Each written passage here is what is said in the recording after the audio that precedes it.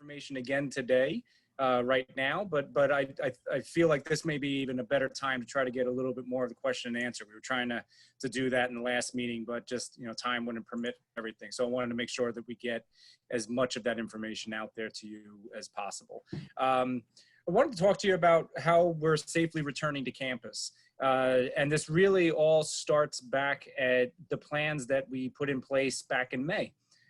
When we started to form this reopening task force. And the interest of keeping the campus as safe as possible has always been what's guided us throughout this entire process. And the way that we felt was best to do this was to minimize the number of people that are on campus at any given time. So we created, and some of the other institutions across the state and country actually kind of, I think, maybe didn't follow our exact lead, but I've seen a lot of copycats out there, came up with 3 different means of instruction. And we have the remote option, the online option, and the hybrid option. So the only people that are going to be on campus are students taking part in that hybrid option. And those classes are really limited to content that simply just cannot be taught remotely or online. Primarily, like, the first things that come to mind are the sciences, obviously, the labs, health professions with their clinical experiences, but there are other programs as well, like culinary, hospitality, aviation, and there's, a list that goes on and on. However, it doesn't go on that far, because what we've done is that we actually only have 8% of the courses that we're going to be offering are going to be held in that hybrid format. Everything else is going to be taught some, whether it's that remote or online mechanism. So I really wanted to talk today about the hybrid and what campus is going to look like once we come back to hybrid status.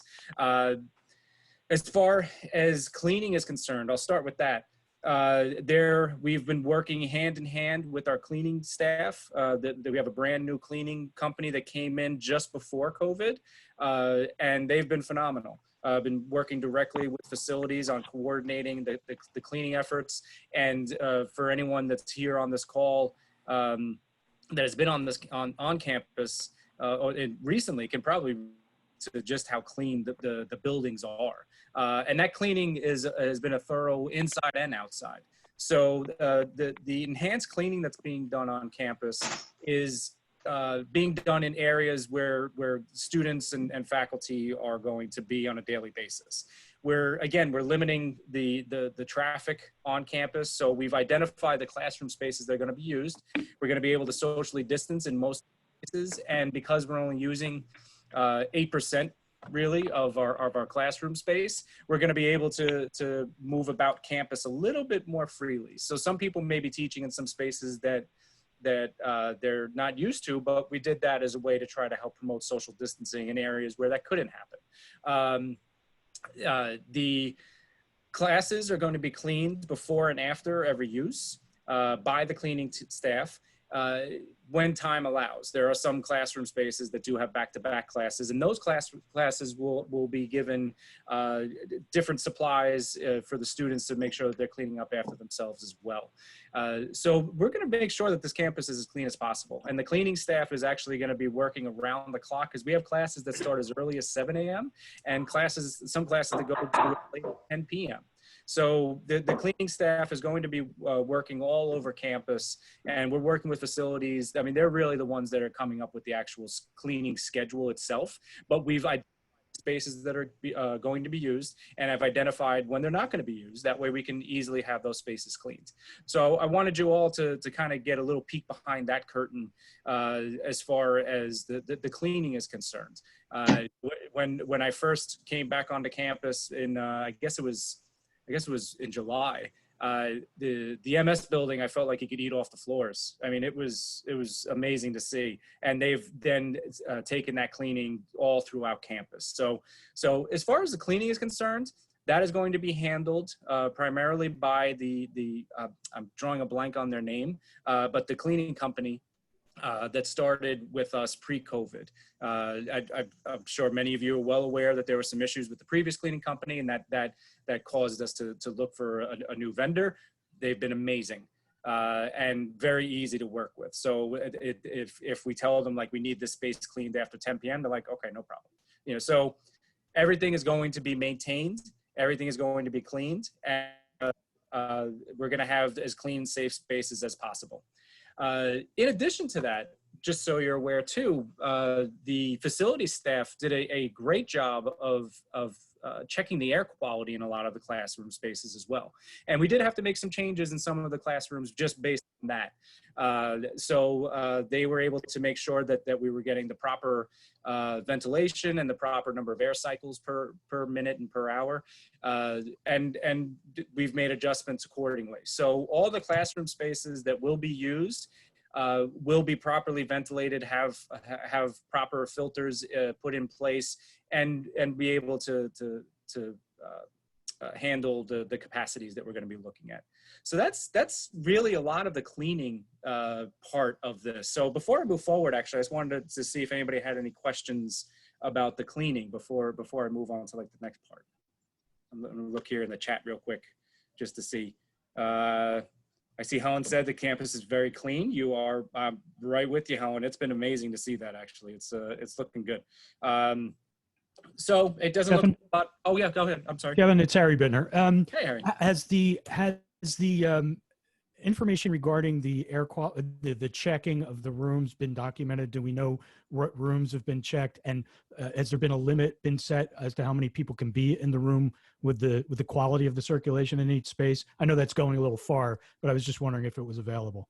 Available, I don't know, but I can tell you that every single room on campus has been evaluated. And it wasn't even just the rooms that, so just kind of take a step backwards. We were working with facilities from the outset, identifying the classrooms that we typically do use. And we gave that to facilities. So they checked those rooms first and foremost, but then they checked every other room on campus. So every single room that is going to be used will be meeting a standard that has to be met in order for there to be anyone in that building. What that is, to be honest, that's a little bit above my pay grade, I think, Harry. So okay, that's great. Thank you. Yeah. But yes, every single room is good to go. Thank you. Sure. I don't know if there's any other questions regarding that. I'll just come to my notes here too. So we got that. So I mean, again, we're minimizing the number of people that are on campus, and we're trying to control the traffic that's on campus and who's where and when. And we've spread out some classes. Some of you, not many to be honest, because we, again, it's only 8% of our classes are being offered. So we didn't have to make too many moves. And there are some things that can't move us. We can't just up and build the brand new science lab. So many of those are where they would exactly expect to be. But for the most part, every single classroom is where it should be. If there are any questions about if your classroom has changed or anything, I would ask you just to direct them to your division dean, because they can make sure that you're going to the right space. But I can tell you it was very minimal, the number of changes that we actually did have to make. We were also trying to find some larger spaces to be used just for some of the other classes. But again, but most of the classes that are going to be on campus have caps already built in that the spaces were more than satisfactory. So some other things I wanted to share with you, and if I'm going to try to share my screen, some of the other things that have been put up on campus. I hope you can you see this picture here? Some of the signage that's been put up on campus, and I have a couple pictures, but you get the general idea. Signage has been placed all over campus as well. Signage such as this, where it's encouraging people to continue to practice social distancing. We have other signage that reminds people to make sure that they're wearing their face covering. We have some other signage that also shows hand washing, these 5 symptoms, or 5, know the 5 is what we've been saying, like know these different things before coming to campus. That's posted all throughout campus. It starts as far back as the parking lots, and people will be bombarded with this type of signage everywhere on campus. As well as there are stickers that are being placed on the floor. Prior to moving to COVID, and when there was all those changes being done because of the one-stop construction, I thought it was a genius idea for putting signage on the floor. And the signage, a lot of it said, you know, registration this way, or you know, the bursar that way. Letting people know. And it's because we spend so much time with our heads down now on our phones, I think, that it's important to, you know, not only have signage up high at eye level, but, you know, sometimes our eyes are looking elsewhere. So we have signage all over campus on the floors that also continues to help encourage people to all the same things, practice social distancing, wearing your mask, hand washing, and such. So that's that picture right there. The educational series that we've also come up with, on Friday we showed a video in the open forum, which I hope many of you were able to see, and we're going to show it again, I believe, tomorrow. But it's a video that, again, is just part of our educational series. That video is telling people to how to properly hand wash, how to wear their masks, about social distancing, knowing when to stay home. You know, I've always been of the mindset, don't try to be a hero. You know, if you're sick, stay home. We're going to have that video, as well as a bunch of educational information that's already posted on the Mercer website. And I'll post some of the links in here as we go through as well, to many of the educational information that we have available. Many of this will also be blasted out as a broadcast email. That way you'll have a simple links that you can copy and paste. But all that information will be housed on the Mercer website. And much of the information we're also going to make sure gets put on Blackboard course shells. And we're also going to be utilizing MAlert as a way to get messages out. Because what we've come to discover through many of the projects ongoing all throughout the summer, not everybody checks their email. So we want to make sure that we can get to people, get that information to people in any which way possible. I see here, just coming back, I see Helen, you have a question. Yes, when I was on the campus, really impressed by the cleanliness. I did have a kind of wander around because I came in by the student center and I noticed the signage on the floor. However, when I got into the MS building, I went upstairs and I thought, well, let me go see how the labs are.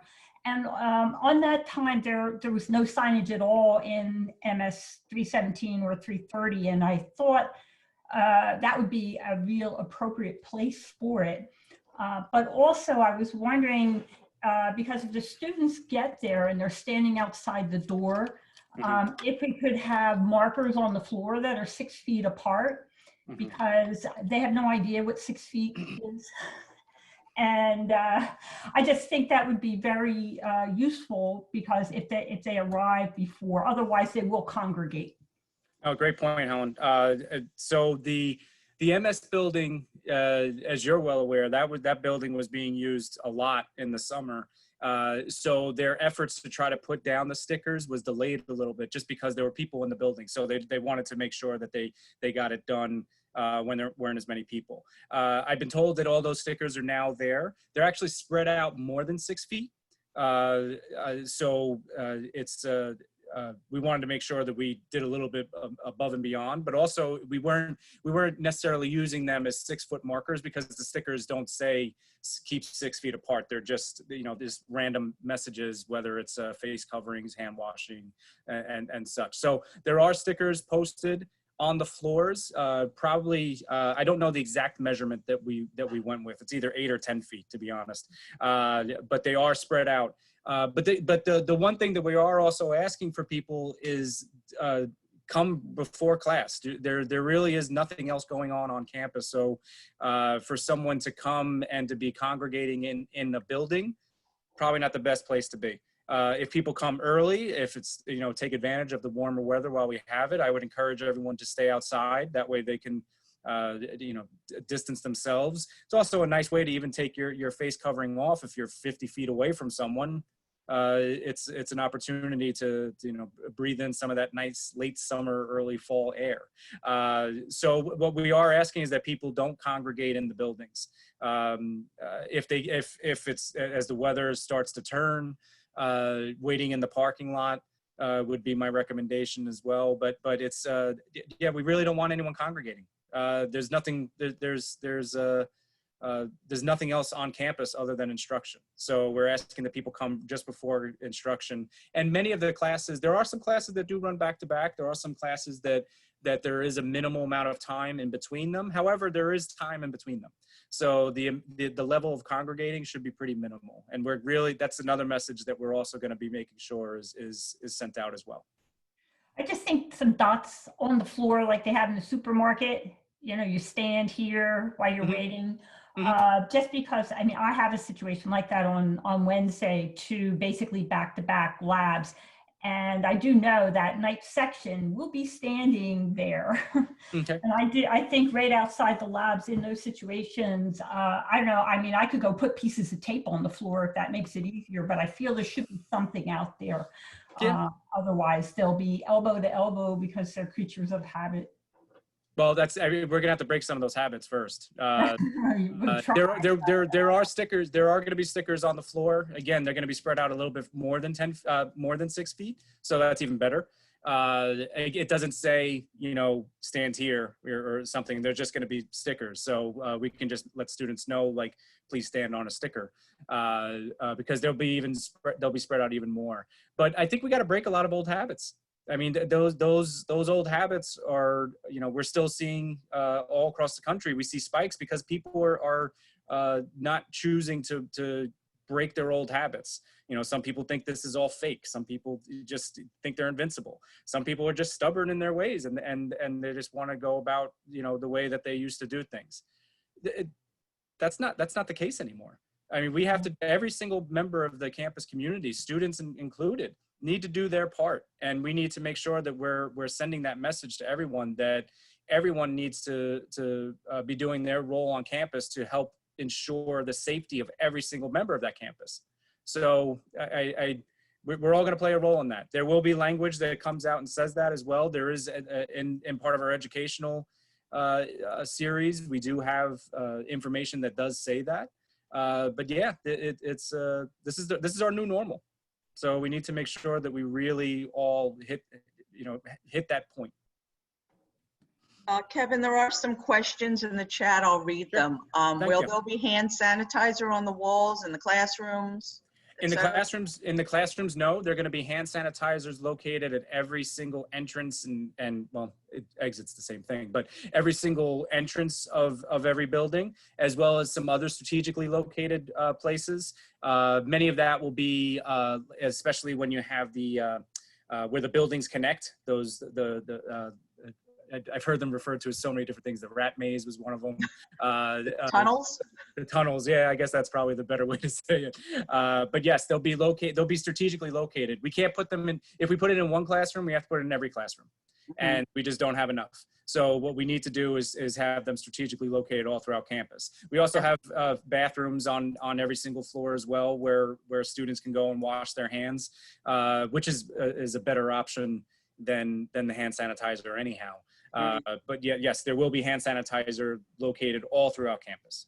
And the maintenance will be refilling them? Yes.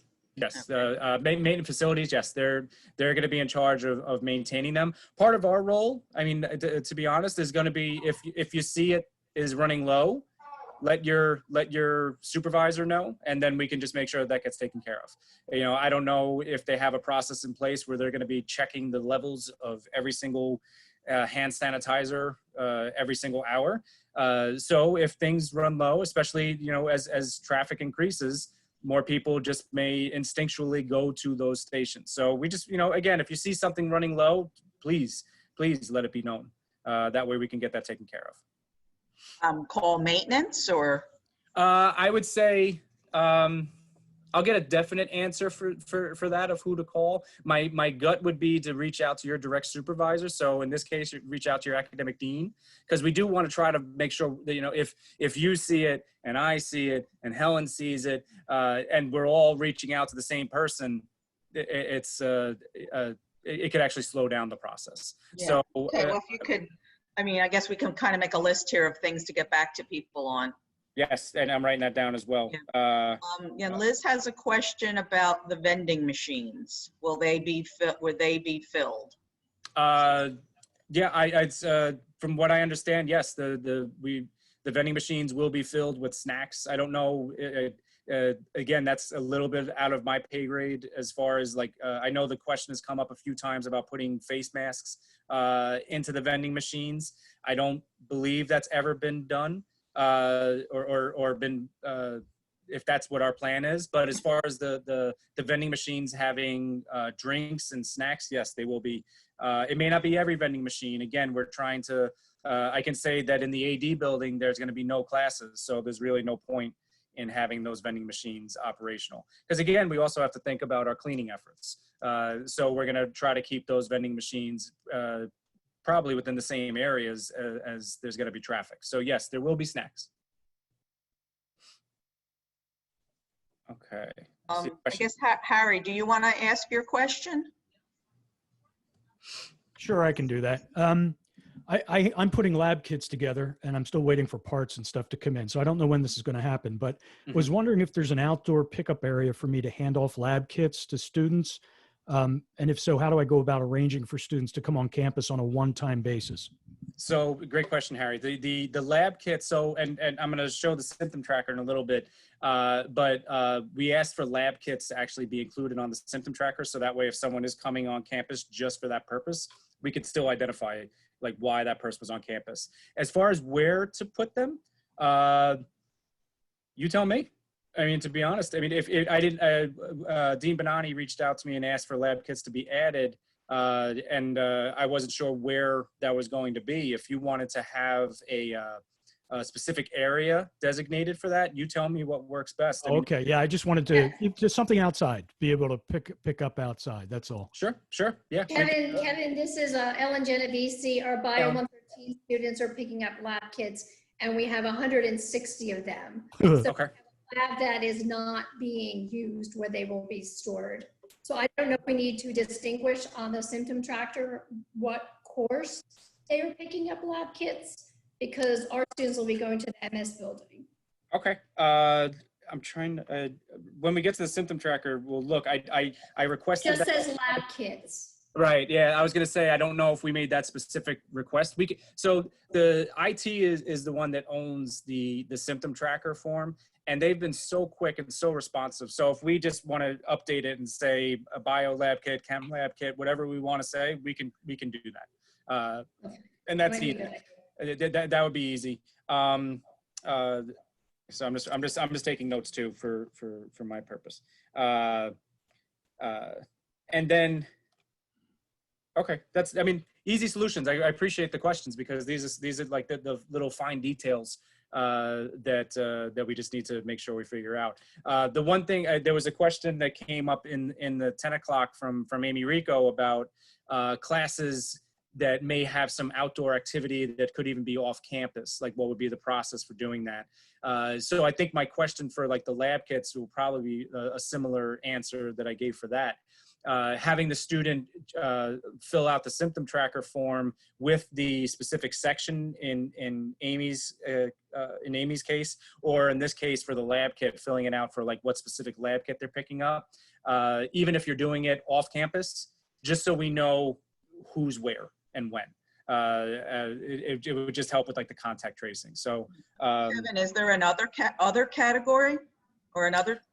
We did put other in the course section. And it can be, that is a solution. I'm just trying to also think about the filtering process, because if there's others and there's a lot of others, that could maybe slow down the dissemination of information. So in these instances where we can clearly identify why a person is coming, you know, for a course, it's simple. You're coming for Bio 101, you're coming for Nursing 112, like whatever it is, it's very simple to do. But if we can get as specific as possible for some of these, like a lab kit, you know, and even further distinguishing between the sciences or why they're picking it up, I'm all for making it as simple and transparent as possible. So there is other as well, just in case we missed something. So that is included actually in the symptom tracker. But if we can make it as clean and easy as possible, I'm all for it. So yeah, we'll get that. Diane Helker had a question about face shields. Have they been delivered to the labs? Not yet. They are, actually, I was talking with Brian Marshall this morning, We are getting a team together that's going to start boxing them up and delivering them to the places. We've identified the number of face shields we need. It's actually around 2,300 face shields that we're going to be distributing. So yeah. It is kind of, if not all hands on deck, we need more hands on deck. So we're going to be working over the next couple of days, getting those boxed up and delivered. They should be delivered by the time the weekend is over. And each academic dean provided a number for each of the classes that do need it. In some of the cases in the sciences, it wasn't broken down by section per se. It was just, if I remember correctly, there was one.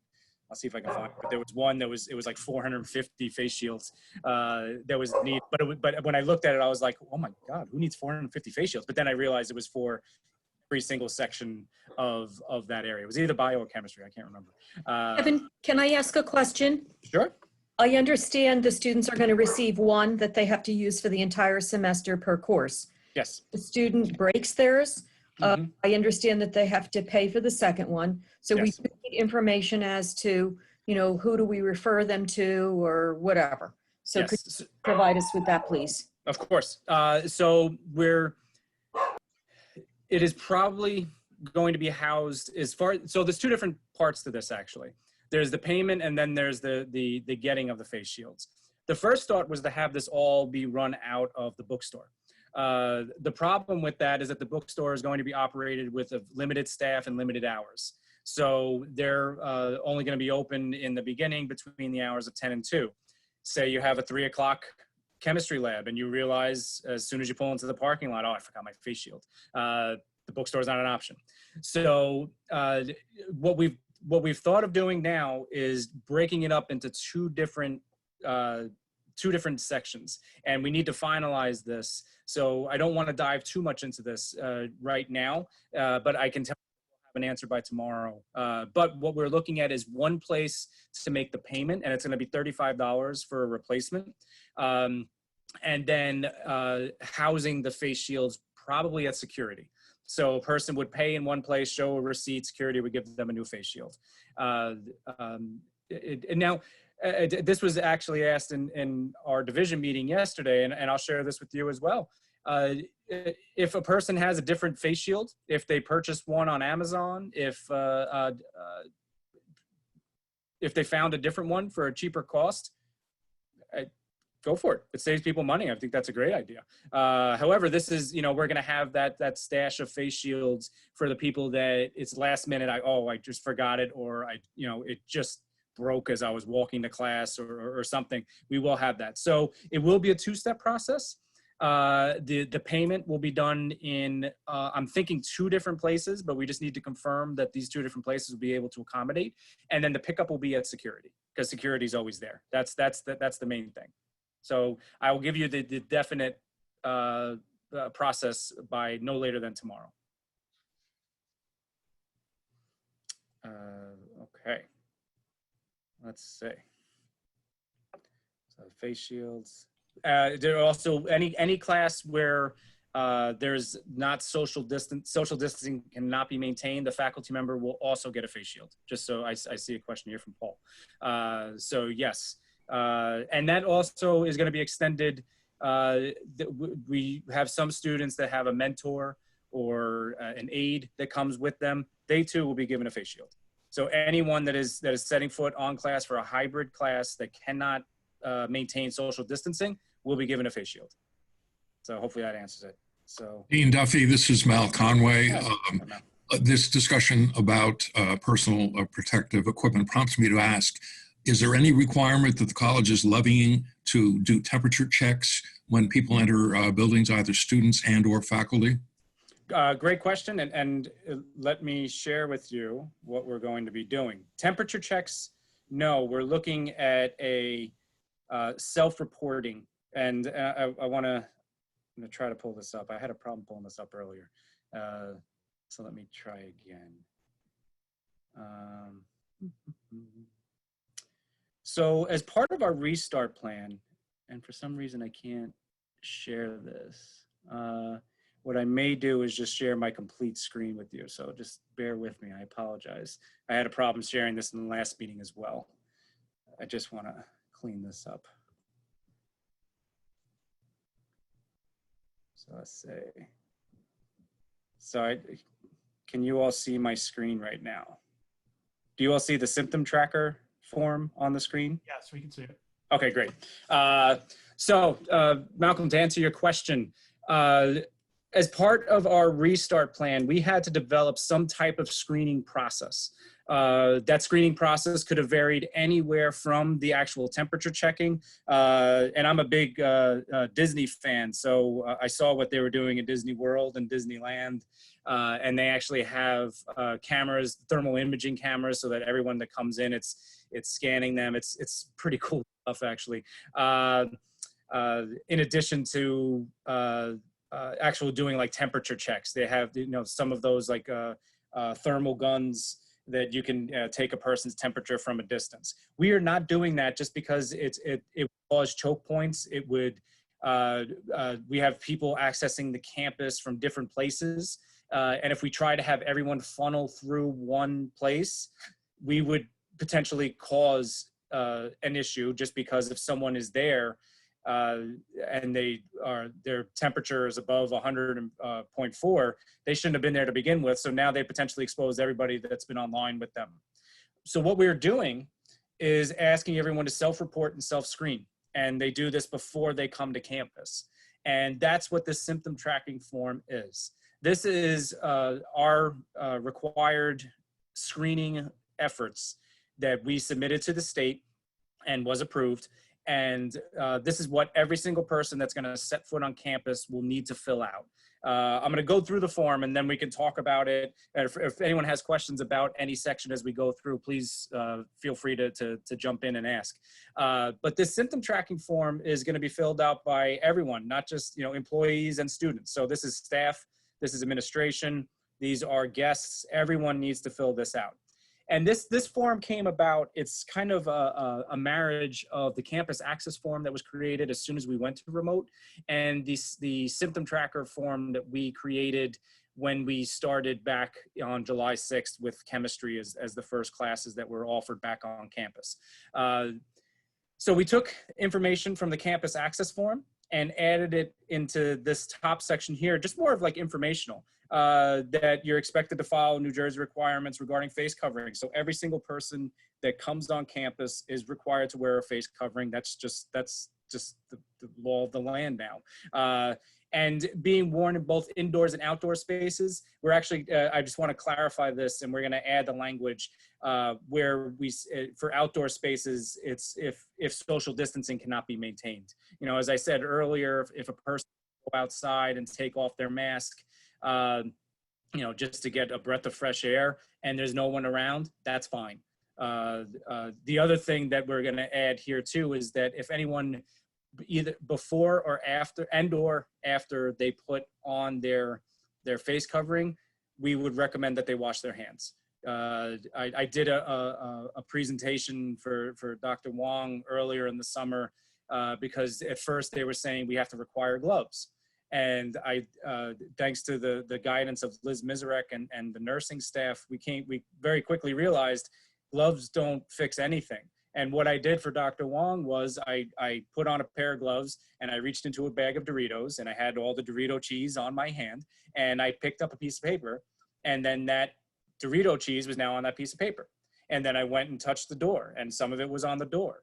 So wearing those gloves all day kind of defeats the purpose. What we really want to do is make sure that we're promoting proper hand washing. So that language, get rid of that language with the gloves.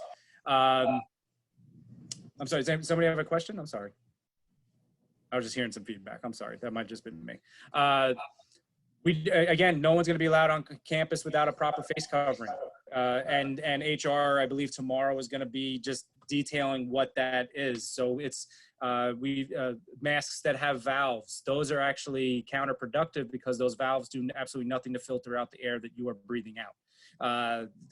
So if you are positive, even unbeknownst to you, and you have a mask with valves, you could potentially be spreading the disease unintentionally. So we've identified what is proper and what's not proper. So that language will be coming out, but we could touch on that a little bit today as we go through too. Again, there may be some additional PPE like the face shield. So we put that in here too. The signage and other educational information is also posted all throughout campus and is up on the website. All on-campus activities are limited to instruction, and there may be some other pre-approved offerings, but though right now there's nothing in the hopper, to be honest. It's really going to be just instructional based activities, and then anyone that is showing symptoms will be denied entry. So the key here, and kind of getting back to your question, Malcolm, we're trying to make sure that no one comes on campus that may potentially have COVID. So if we were only doing temperature checks and a person came and had a temperature of 102, they never should have been there. So we all have to do our part to prevent this from spreading. As a health professional, I can tell you prevention is a lot easier than treatment. So we all have to do our part to make sure that we are preventing people from coming on campus that are positive. So this is why we have this self-reporting tool. Then there's some information here for staff and administrators too. This doesn't pertain to faculty, but just so you're aware. Again, we want to make sure that we control traffic as best as possible. So there are some staff or administrators that may have to come in for all different types of purposes. We're trying to minimize the number of people in a certain area at a certain time. So some of these people, if they wanted to come at say 9 o'clock on Wednesday, but there's something else going on in that area at that time, we're going to be working with them and saying, instead of 9 o'clock, can you come at 12 or whatever time allows? And this kind of goes back to all the work that we've done with facilities, with the cleaning staff, and just making sure that we understand the traffic patterns on campus at any given moment for contact tracing purposes. And again, this kind of goes over the college-wide requirements of maintaining social distancing, wearing your masks, and hand washing. So this information is going to be posted right up here for everyone to see. And then it kind of gets to the nitty gritty of the symptom tracker. And I like to look at this as the who, what, where, why section of this. So as far as campus location is concerned, this is the where. Where are you going? And we listed all the different places where there is instructional activity, not just to the both West Windsor or Trenton campus. So we have all the different areas here. I've been pointed out numerous times. I know I spelled roll wrong. I apologize. I am not an English major. I never claimed to be a very good speller, although I did spell roll correct. I just didn't use the right roll. So this is being corrected, just so you all know. But right here, the campus roll, this is who are you? And this is a drop down where it's open to every single member of our campus community, whether it's a student or a faculty or TA, a staff, any type of those student support that I discussed earlier, or someone that maybe we missed, a visitor or something like that. And just to kind of show you just how live this form is. So if it's a student, you see here, the next question, it goes to like what their name is. But if we're talking about a staff or administrator, it populates another question. So we also want to know what department. And again, this is for contact tracing, and this is for just knowing where people are on campus. But that question goes away if we're talking about students. For the demographics, we just broke it down to simple last name, first name, and we did this again for the dissemination purposes. We learned from our initial student tracker. And the great thing is, once you fill this out one time, if you don't clean your cache, this will auto-populate. So if you're putting in your name here and you're filling it out every day as you should be, it'll auto-populate and makes this so much easier. And the same thing here, your email address, your phone number, this is just, again, for contact tracing purposes. So this is the who. Now we get to the when. When are you trying to come here? What date are we talking about? This needs to be filled out every single time a person wants to come onto campus. So if we're talking about classes starting on Tuesday, just click on that. And then what time do you plan on getting here? You know, if I have an 8 o'clock class, well, I better not be showing up at 8 o'clock. I should be here a little bit early. And they aren't just half-hour increments. I mean, we debated back and forth whether or not to make this something that a person writes in. This is just easier. So if a person shows up at 7:40, it's not the end of the world. But we're also then able to figure out who was on campus on September 8th at 7:30. So it just helps us again with that contact tracing. So that's the when, and this is the why. So why are you coming here? These first 3 questions are to be filled out by staff and administrators only. The one thing I'm going to see if I could work with IT is as we had that question auto-populate for staff and administrators here, where it auto-populated that department, I'm going to see if there's a way that if they click that, these 3 questions then pop up, because this is the students and faculty, you don't have to fill this out. So I'd rather make it as short and sweet as possible. However, just so you can kind of get an idea of what it is. Reason for access, you know, whether it's a meeting or whatever. How long are you going to be here for? And then who is your supervisor? And that's auto-populated as well. For faculties and students, this is where they need to come to. What course are you coming for? And we just use the term course. There, as I'll scroll through this, I'll show you there's more than just a course. So if we have to change that title, we can. But this is in alphabetical order, a list of all the courses that are going to be offered in some type of hybrid format in the fall semester. And you can see here, it's every single section. We even have slots here for bookstore, for courses like the ceramics lab, or there's a photo lab, like if they're coming for some type of like independent study work or some lab work that is not on the actual class schedule, that will also be available as well. We also have some of our offerings from the Division of Lifelong Learning posted in here, and there's even more of them listed further down here. Like these are all lifelong learning. We have places for people if they're trying to pick up instruments or things.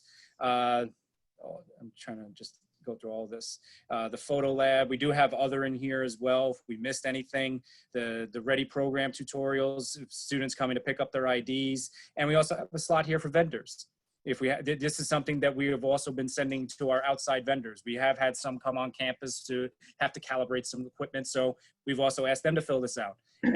And I can tell you that over the summer, by using this type of form, we had 0 people on campus test positive. And again, it all came back to that prevention. And we were able to keep people away that perhaps weren't feeling well, but we had 0 positive cases. And that was because of the great collaboration between the faculty, the staff, administration, security, facilities, everyone that took part in this. It kept our campus safe. Hi, Kevin.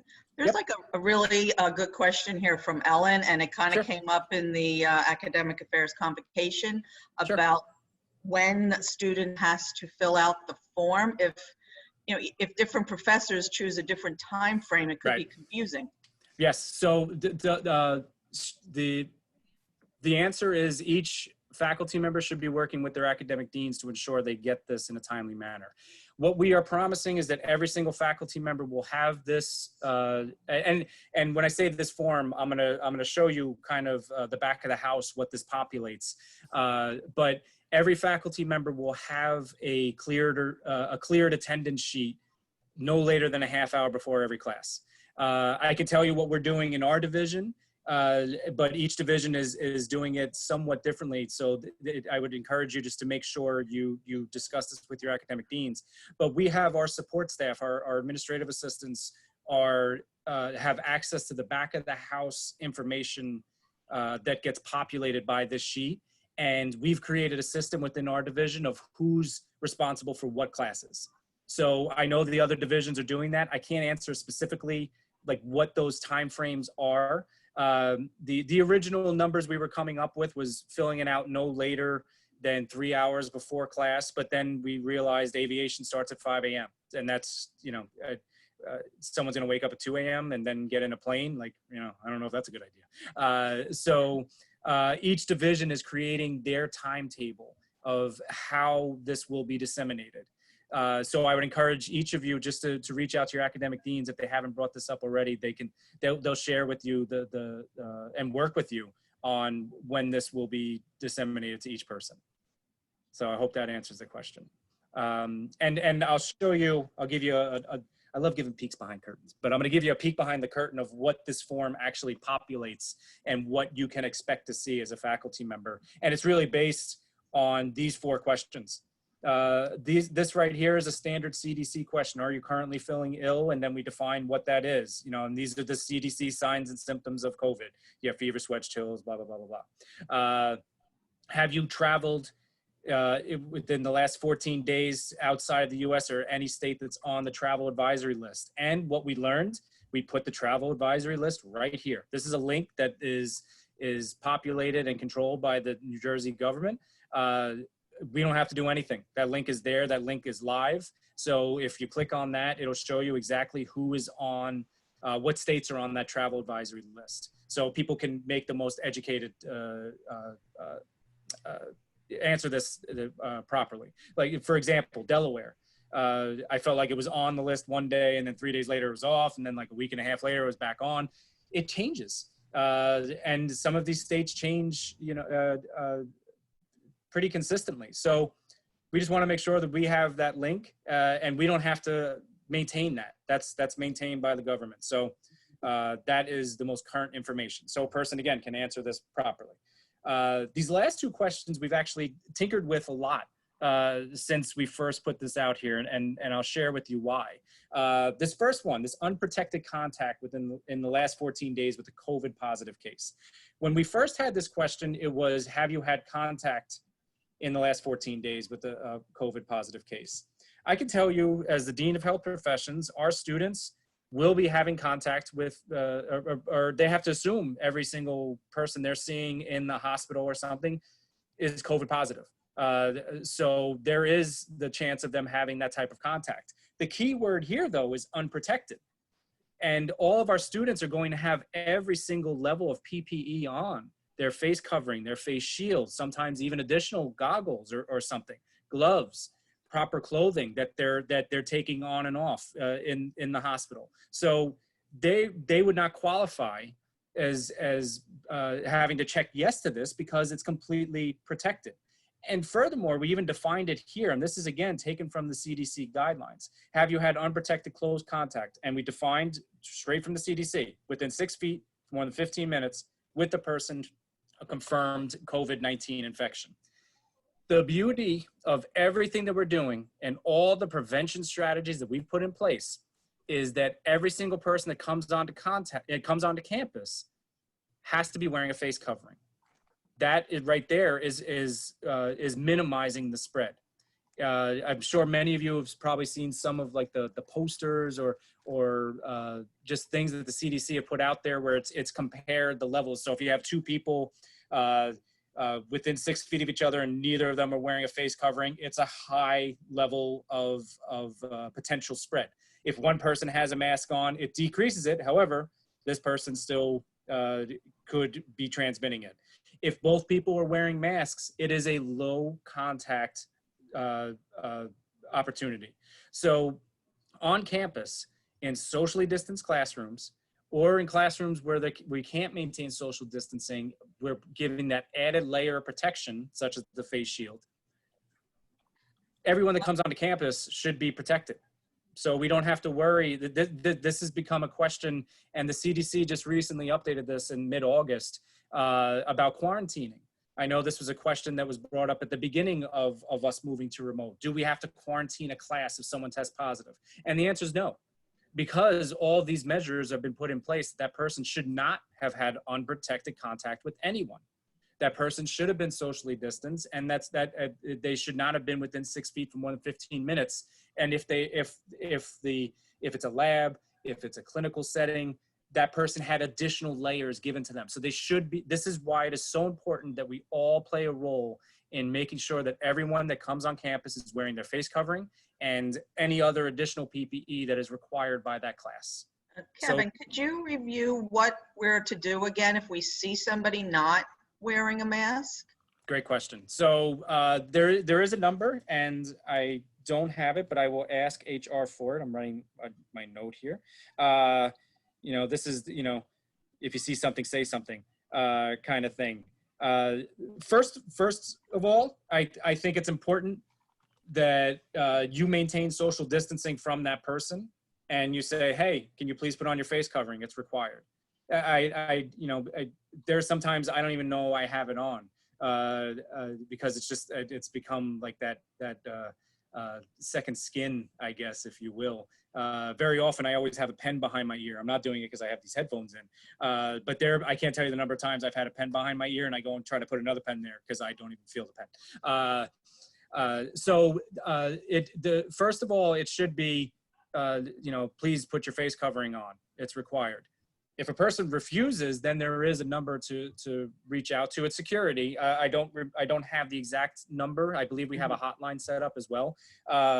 But in my opinion, it needs to be reported immediately. I was going to say, if you see somebody and you report it, is somebody going to come right out and address that person? What's going to happen? Yes. So security is well aware. And again, this is why we all play a role.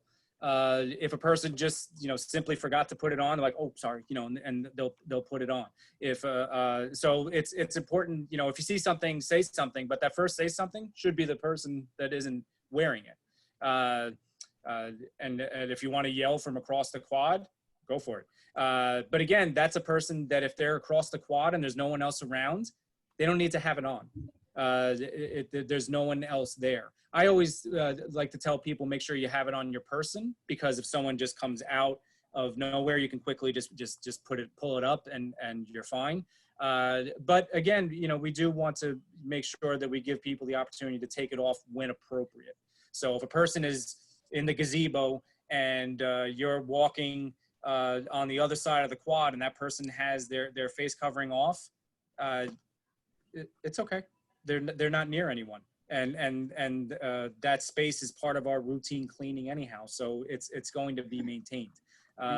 So yeah, but I will make sure that I get that there is a hotline that was also set up. But again, that I guess hotline, hopefully Barbara Basil will bring it up tomorrow. I'm sure she will. Yeah, there is a question about work study students from Diane Hilker. How are they to report their activity? Actually, you know what? I did ask that we add them in here, so I will ask again. We'll have them put in here probably as an additional category. Student. I don't know if I want to put student / work study. So maybe we'll just make student and then another line here for work study. Yeah, and Amy Rico said that one of her classes is missing, Bio 203-010. Okay, Amy, if you don't mind sending me that, just so I can. I'm sure you may not be the only one. So if you can send that to me, what I've been doing, I've been trying to funnel that all through me. That way IT isn't getting hit from 27 different places. So yeah, just if you don't mind, Amy, just do me a favor and just send that to me. And anyone else, if during my scroll, if you didn't see your class, I'll make sure that this is shared with you, and I'm gonna when we're done, I'll copy and paste it and put this into this chat. It was I copied and pasted and put it into the chat of the convocation this morning 3 different times, and this will be blasted out as a broadcast email along with being posted on Blackboard and posted on the Mercer website and as an M alert. So this will be posted everywhere, but I'll make sure that this gets posted in this chat as well. Yeah. You just want to just double check. Yeah, Amy said sure. Thank you, Amy. And then we're getting towards the end, so you have a couple more things you wanted to show on the form? Yeah, just real quick. I mean, again, these are typical CDC style questions. We changed the wording on this one. If you've been screened by any medical provider for a possible COVID in the past 24 hours.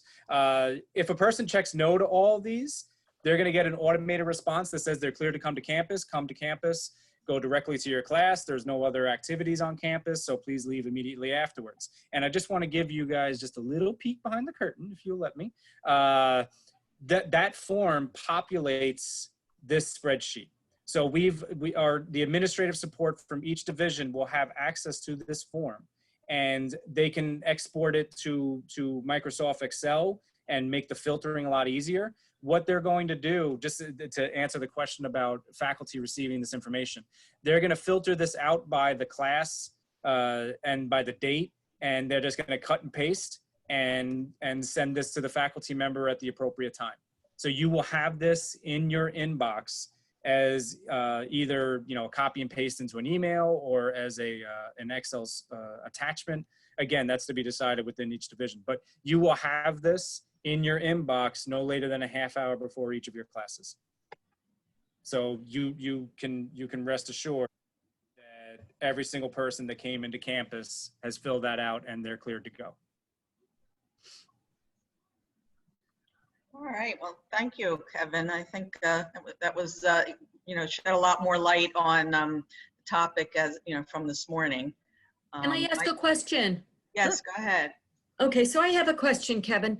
I'm going to be teaching microbiology in the lab, which is a long room. I mean, it's a pretty large room.